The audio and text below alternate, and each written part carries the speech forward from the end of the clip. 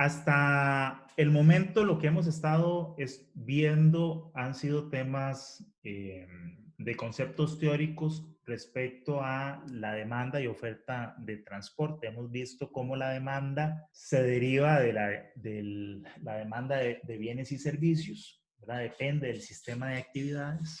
Hemos visto cómo la oferta es una curva de costos de todos los insumos necesarios para realizar los viajes y desde el punto de vista teórico hemos visto pues cómo se relaciona ese sistema de actividades y ese sistema de transportes a las curvas de oferta, a la curva de demanda y cómo puedo a través de ellos alcanzar el equilibrio. ¿Okay? Entonces, este diagrama que vimos al inicio del curso es lo que hemos estado estudiando desde el punto de vista teórico, ¿verdad? Repito, hemos visto cómo el sistema de actividades está representado por toda la población, el ingreso, el uso del suelo, todas las actividades de producción y consumo, todo lo que se hace aquí, y cómo de ahí yo puedo derivar la curva de demanda de transportes, y como les decía, y el sistema de transportes que incluye estos tres elementos: infraestructura, vehículos y operación. ¿Cómo traduzco yo a esto a funciones de costo o tiempos? Y lo sumo para obtener una curva de oferta, y la relación entre esas dos curvas, que es la relación del tipo 1, me da el patrón de flujos. Eso lo hemos visto teóricamente. Lo que vamos a ver a partir de ahora es cómo poner eso en práctica para efectivamente hacer la estimación o modelación de la demanda y oferta de transporte y poder estudiar el sistema, ver opciones y buscar mejoras al sistema. Lo que nosotros podemos modelar de manera directa es precisamente esta relación del tipo 1 que llamamos relación de corto plazo, en el sentido de que nos planteamos un escenario en donde el sistema de transporte es fijo, no va a cambiar, y con una demanda dada puedo obtener el patrón de flujos. Existían relaciones del tipo 2 y del tipo 3 que son de largo plazo, donde el patrón de flujos va generando presiones o cambios tanto en el sistema de transporte como cambios en el sistema de actividades. Estas relaciones tipo 2 y tipo 3, y por eso están marcadas aquí de forma punteada, no se modelan en el sentido de que yo no tengo un modelo que me predice qué es lo que va a pasar en T o que me predice qué va a pasar en A. Entonces yo no lo modelo directamente, sino que estas relaciones 2 y 3 las tomo en consideración a través de escenarios. Yo tomo un escenario y digo, bueno, ¿qué pasaría si el sistema de transporte cambiara de cierta forma? Modelo otra vez la relación del tipo 1 y obtengo el patrón de flujos. O digo, ¿qué pasa si el sistema de actividades se comportara de cierta manera? Ahora sí, modelo de nuevo y obtengo un patrón de flujos. Entonces, 2 y 3 no se modelan, sino que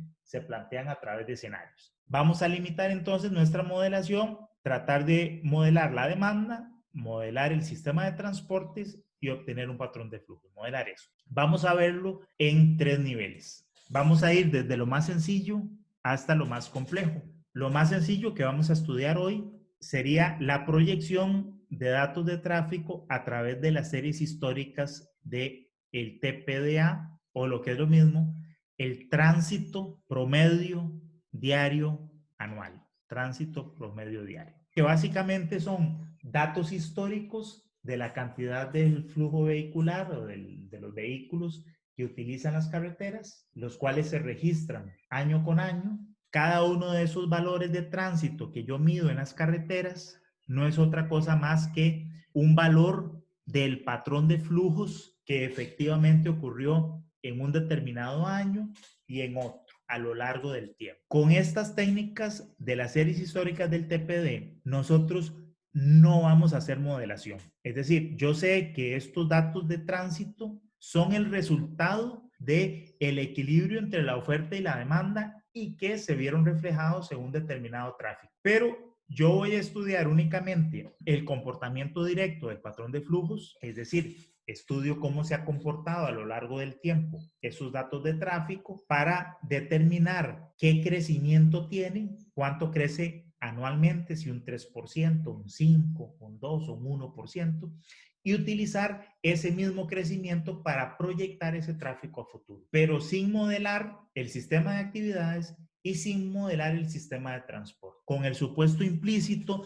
de que la forma en que ha ido evolucionando, por ejemplo, el sistema de actividades se va a mantener con el tiempo. Les explico. Cuando yo utilizo series históricas del TPD, yo tengo un supuesto implícito y es el siguiente. Vamos a imaginarnos que este es el sistema, las curvas de demanda y la curva de oferta. En un determinado año, en un determinado momento, eso me va a dar un patrón de flujos y me va a decir que este es el flujo en la carretera. Yo supongo implícitamente que si el sistema de transportes no se modifica, si T permanece constante, yo sigo teniendo esta curva de oferta, pero con el tiempo la población sí crece y hay más gente, hay más carros en la calle, etcétera. Entonces la demanda aumenta. Entonces la demanda de un año a otro pasa de ser esta a ser esta otra. Entonces eso me genera un nuevo patrón de flujos, que es este. Es decir, se experimenta un incremento en el tráfico que yo veo en la carretera. El tiempo sigue pasando, la oferta supongo que sigue siendo la misma y la demanda aumenta otra vez. Y eso me genera otro patrón de flujos. Vuelve a aumentar el tráfico que queda registrado en la carretera.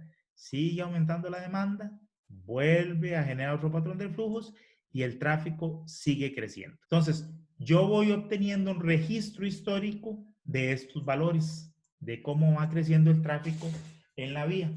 Cuando yo utilizo las técnicas de series históricas de TPD, voy a suponer que este fenómeno va a seguir de la misma manera, al mismo ritmo en el futuro, y entonces yo podría predecir o proyectar ese crecimiento del tráfico sin necesidad de modelar ni la curva de demanda ni la curva de oferta. Eso sería la primera técnica, que es lo que estaríamos estudiando hoy. En una segunda etapa, vamos a estudiar un modelo microeconómico de demanda, en el cual nosotros estaríamos modelando una relación entre el sistema de actividades y la demanda, y por lo tanto, como reflejo en el patrón de flujos, o sea, esa relación tipo 1 que aparece ahí como en color naranja o café, suponiendo que el sistema de transportes permanece constante y sin modelarlo. Y en una tercera etapa, al final, vamos a estudiar ahora sí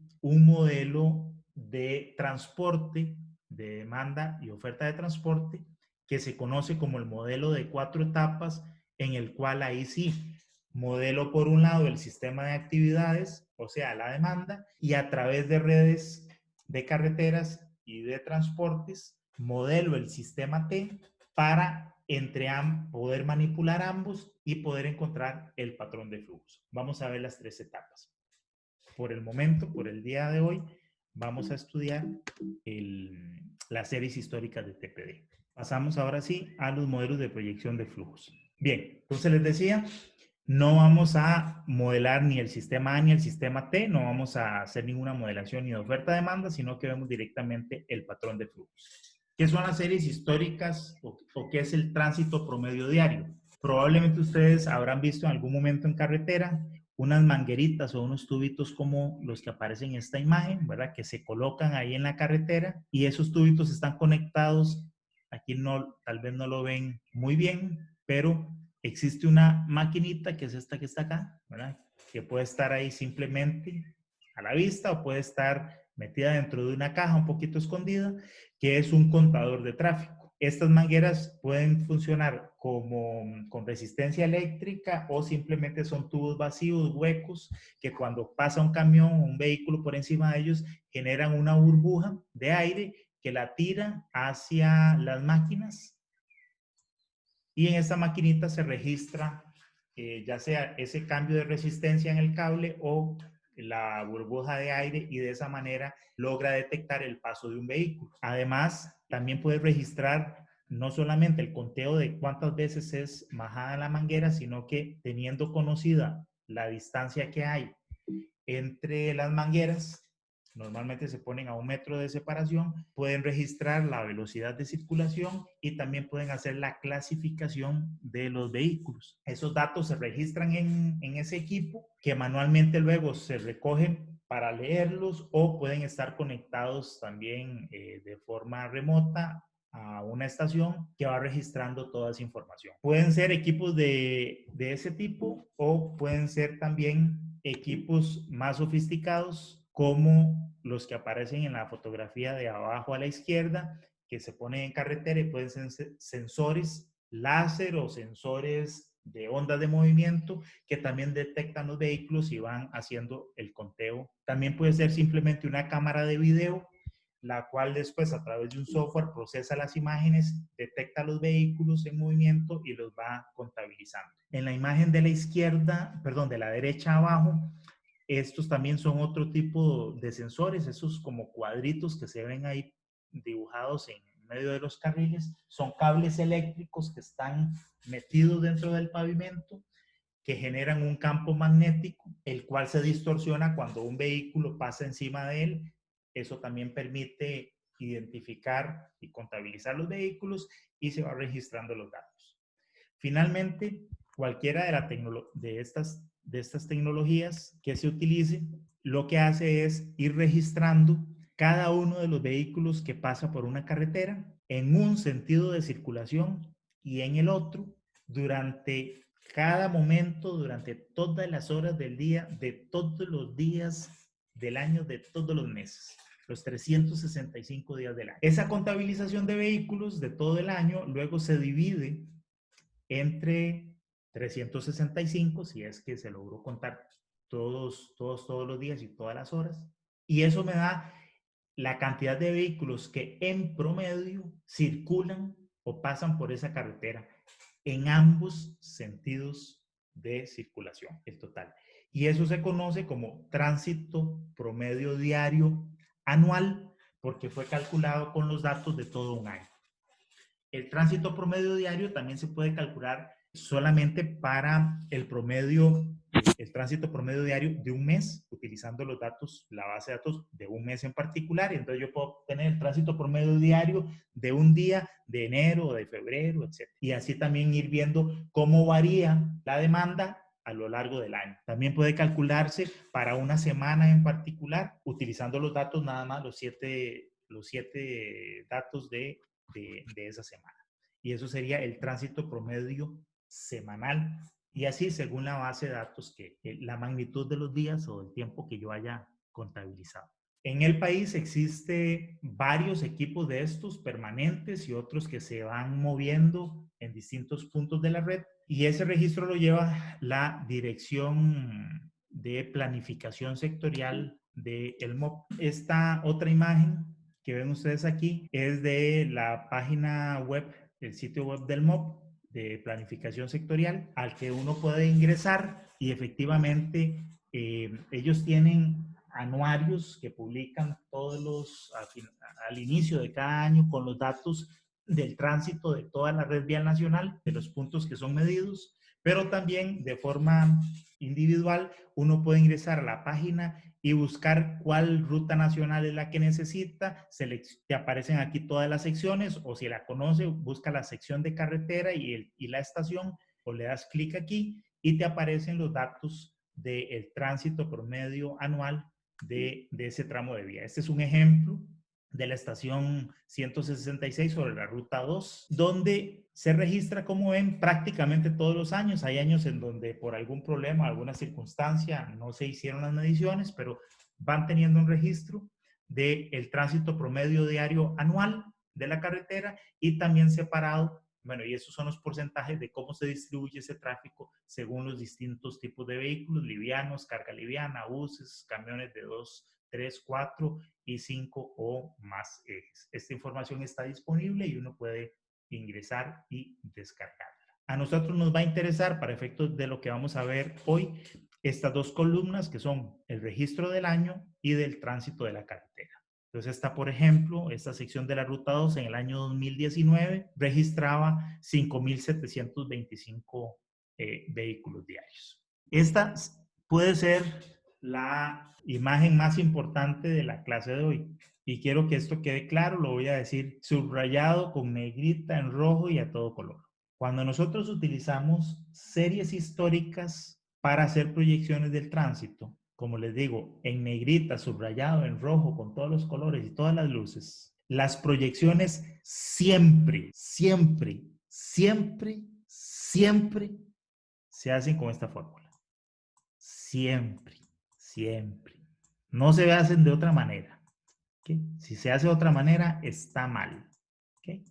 Siempre se hacen así. Esta es la fórmula que se conoce como de crecimiento geométrico.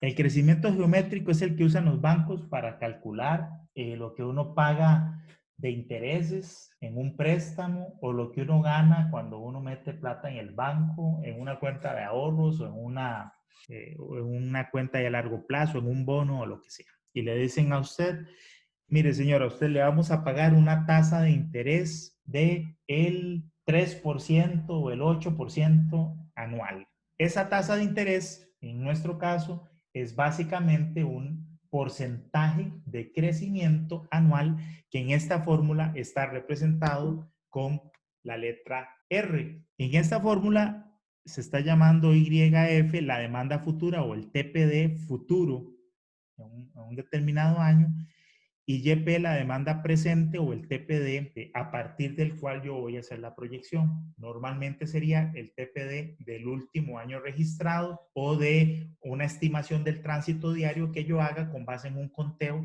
en el año presente. Entonces, yo tomo el tránsito de la carretera, el último dato, el año base es YP, por decir, los 5,600 o no sé cuánto de tráfico que les acabo de decir de la carretera, y digo, voy a proyectar ese tráfico a 5 años a futuro. Ese sería el valor de la T minúscula que aparece ahí en el exponente. Y ese tráfico va a crecer a un 5%, que sería R. Entonces, el próximo año yo voy a tener un 5% más que el tráfico que tengo el año base. Entonces yo tomo el TPD y lo multiplico por 1,05. Eso lo incrementa un 5%.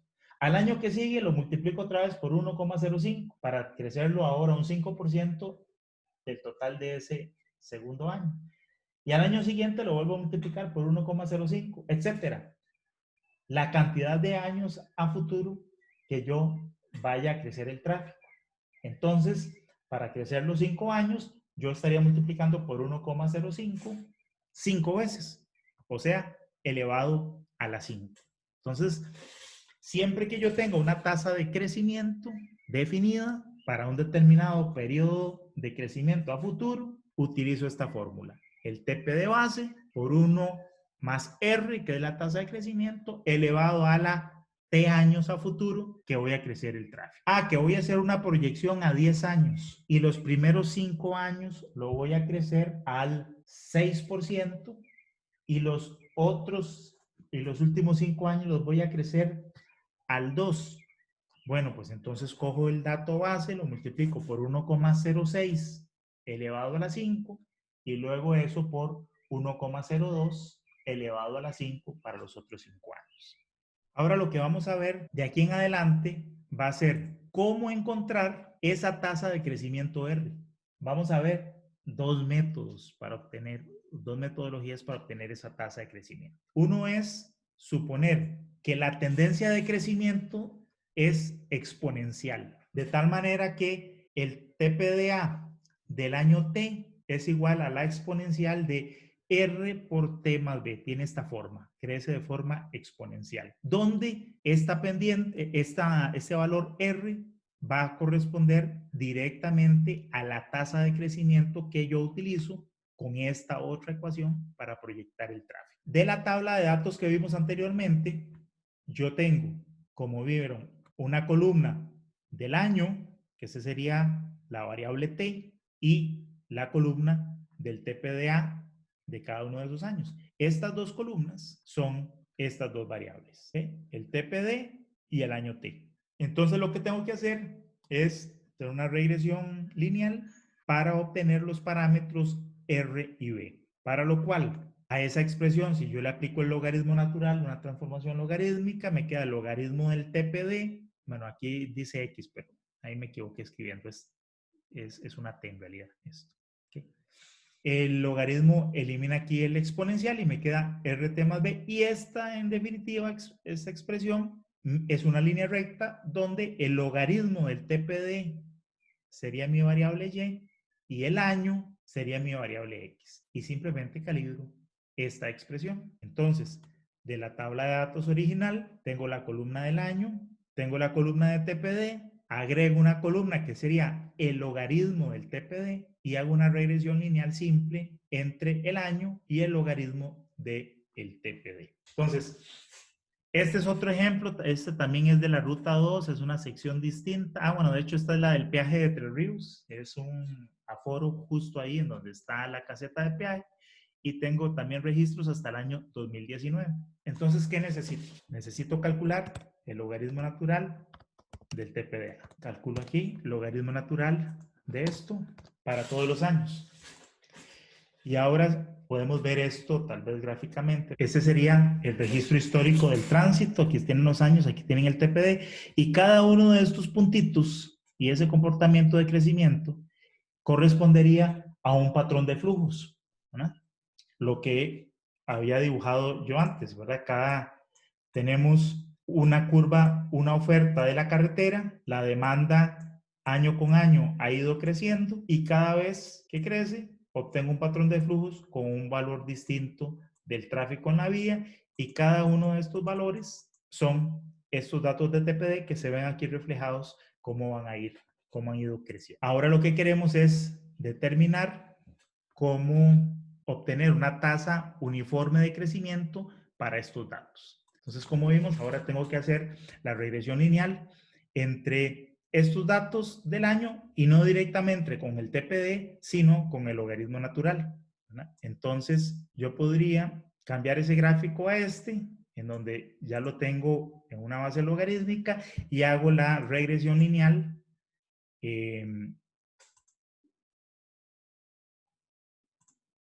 entre esos datos y obtengo ese resultado. ¿Okay? Esta es la ecuación que andaba buscando. Entonces, fíjense que esto me dice que la tasa de crecimiento es de un 4%, 4,21.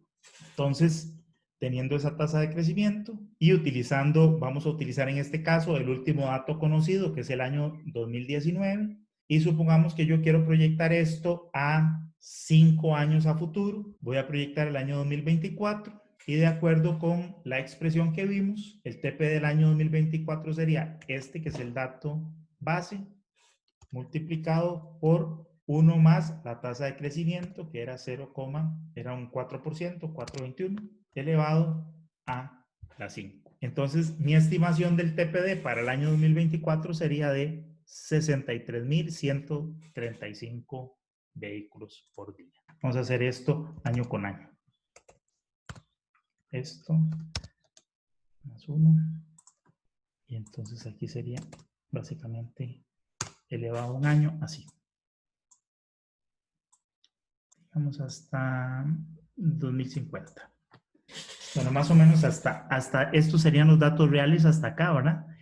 Y nuestro crecimiento exponencial supone que este tráfico va a seguir creciendo a este ritmo hacia futuro, de ahí en adelante. Sin embargo, las carreteras tienen una determinada capacidad, la cual no puede superarse. Y eso hace que en el largo plazo las carreteras no crezcan realmente de forma exponencial, sino que crezcan más bien como una curva, lo que se conoce como una curva logística o una curva S. Una carretera como la Florencio del Castillo, que tiene más o menos como en principio 2 carriles por sentido de forma de autopista, puede ser que alcance unos 90 o si acaso unos 100,000 vehículos por año, o sea que al día en promedio. Es decir, que digamos que nosotros podríamos suponer que en realidad esto tiene un techo más o menos a este valor. Y ya para proyecciones de muy largo plazo, no es posible pensar que esto crezca a este ritmo,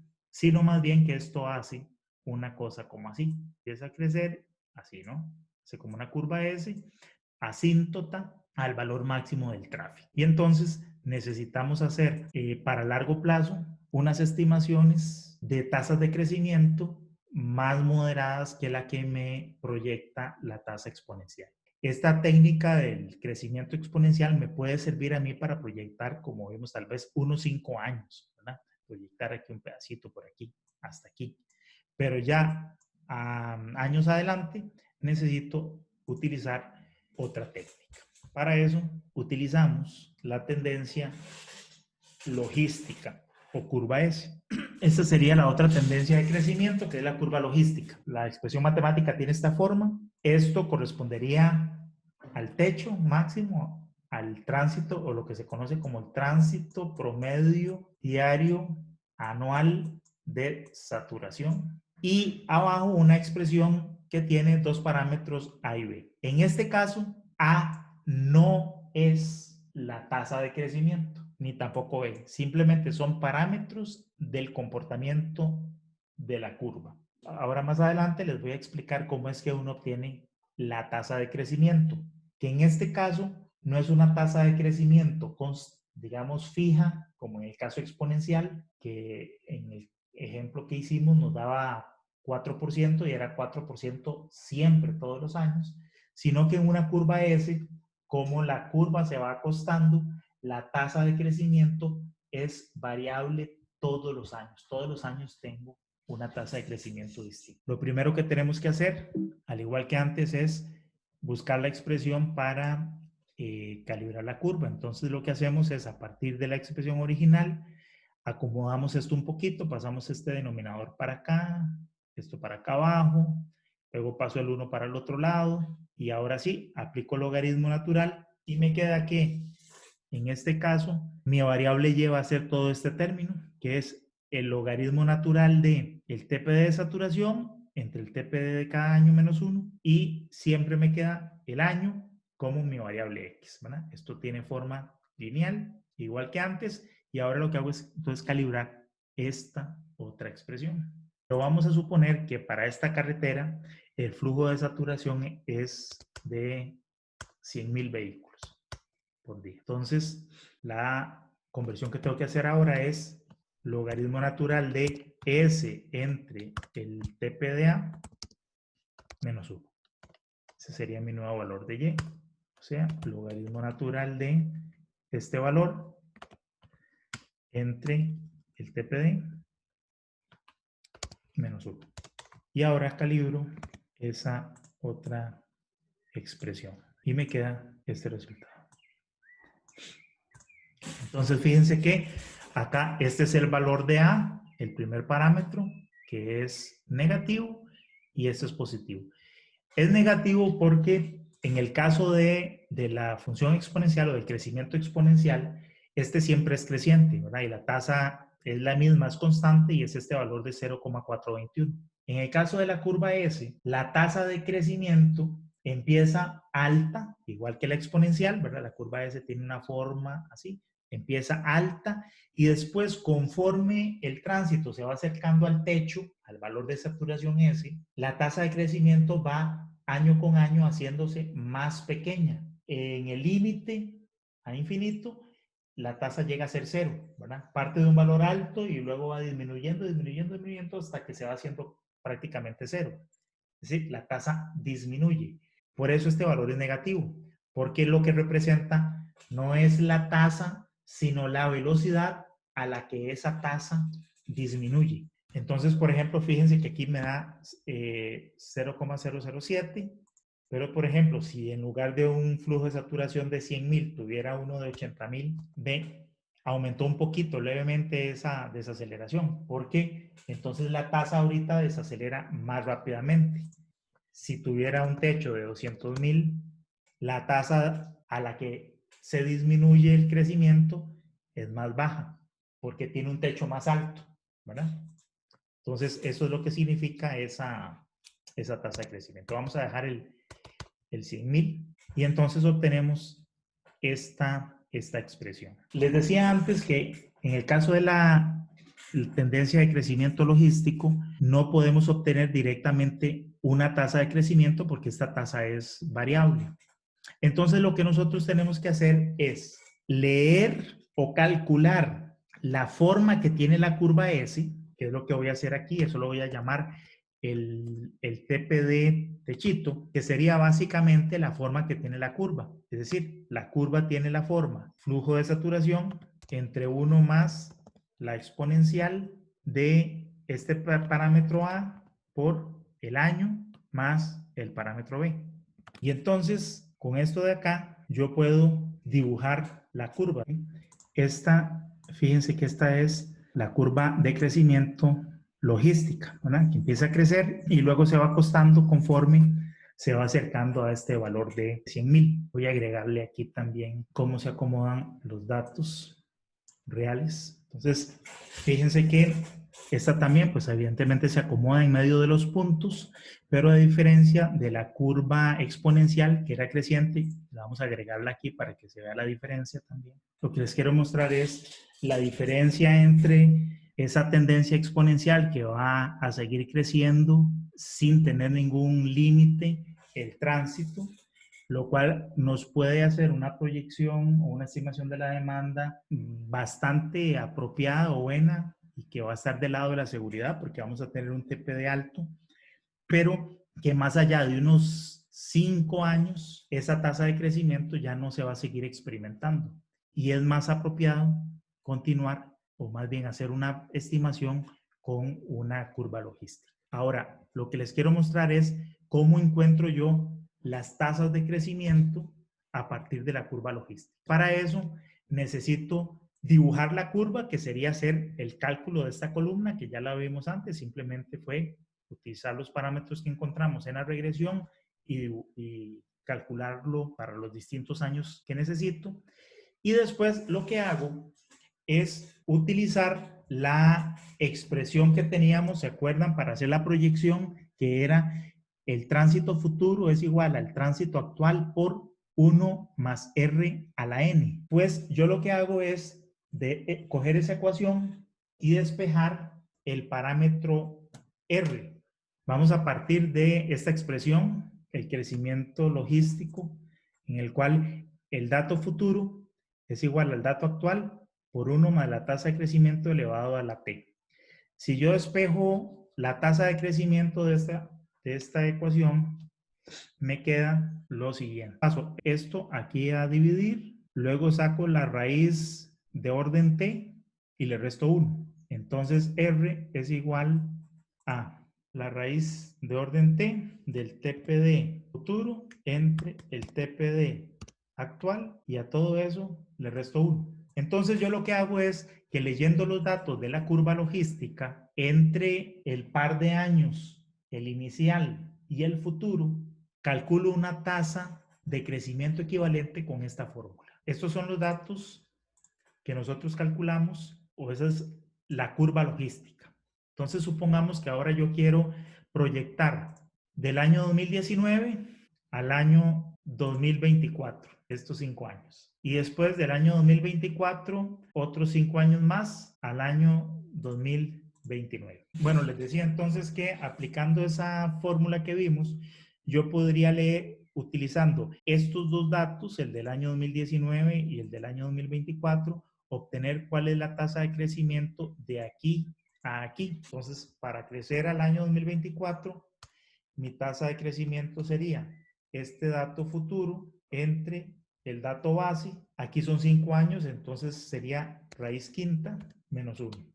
Y obtengo una tasa de crecimiento del 2,52%. Y luego para los próximos 5 años hago lo mismo, este valor que sería el futuro, entre este que es el base, también 5 años, y obtengo una tasa de 2,01. También si yo hubiera querido, hubiera podido calcular la tasa de 10 años, de aquí a aquí, que sería este valor futuro, este es el año base y la tasa de crecimiento o la raíz décima, porque son 10 años, y obtengo una tasa de 0,0229.